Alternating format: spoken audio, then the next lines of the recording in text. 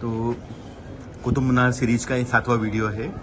बताइए आप ये क्या शिलालेखों के बारे में क्या बातें आ रही है? देखिए, इस जो परिसर है इसको डिक्लेयर किया गया है कि ये कुतुबुल इस्लाम कोई मस्जिद है।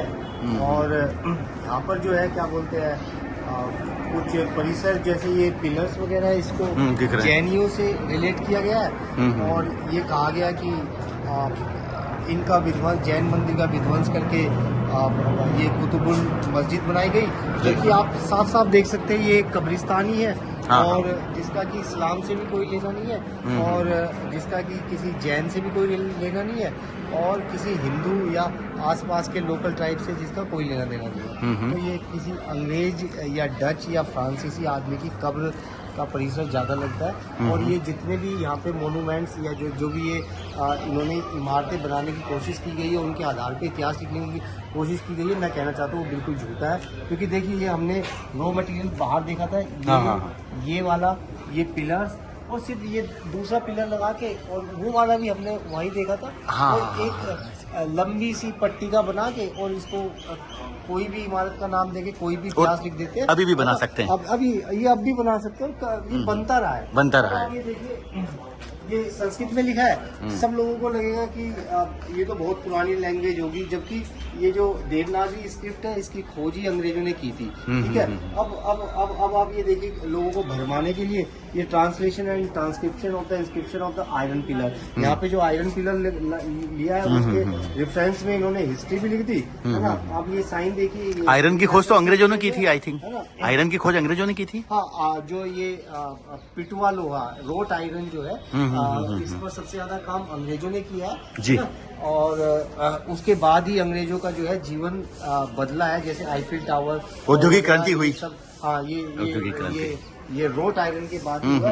आप इसमें देख सकते हैं, called Vishnugupta 4th century, Banke Rai son of Pandit Vishweshwar Nath Naval Goswami, Delhi on 1 January 1903 का कुछ ये पट्टिका सी बनाई गई है। और ऐसा लगता है कि उसके बाद ही किसी ने ये बनाई है और कहीं से उतार के इसको लगा दिया गया। ठीक है। अब इसको देखिए, ये पूरा स्क्रिप्टेड है इतिहास, सीधा हिंदी में लिखा हुआ है। अब इसमें क्या आप देखोगे, 1903, 1 जनवरी 1903। और ये सीधी सी बात है, ये सभी को जो भी पढ़ने लिखने से लोग जुड़े हुए हैं या हिंदी साहित्य से, उनको सबको पता है कि देवनागरी लिपि कब आई, है ना। उससे जुड़ी अगर कोई पट्टिका लगाया जाता है तो वो इतिहास को आप अपनी तरह से डायरेक्ट कर रहे हो।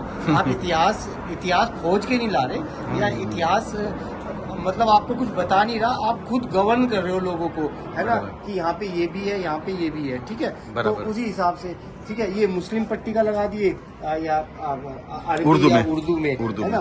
तो इसके हिसाब से सबको अपने अपने तरीके से कोई भी इतिहास को डिफाइन कर सकता है, लेकिन उसके जमीनी सबूत यहाँ बिल्कुल भी नहीं है, जिसको कहते हैं। ठीक है। अब ये इमारतें देखिए, ये कंस्ट्रक्शन किया, ये बाहर पड़ी हुई चीजें इनको इकट्ठा किया और एक छोटा सा परिसर बना दिया और उससे जुड़ा हुआ इतिहास लिख दिया कि ये जैन मंदिरों को तोड़ के यहाँ पे ऐसा किया गया, वैसा किया गया। और यहाँ पे आयरन पिलर भी है और ये भी है, जबकि ये सिर्फ एक कब्रगाह सी लग रही है। और जो कि ऐसा लगता है ब्रिटिश और डच लोगों से जुड़ा हुआ मामला ज्यादा है। बराबर। ठीक है। इन कब्रों को अगर हम निकलवा दें तो इसमें ब्रिटिश ईस्ट इंडिया कंपनी का डीएनए मिलेगा। बिल्कुल बिल्कुल, उनका डीएनए होना चाहिए।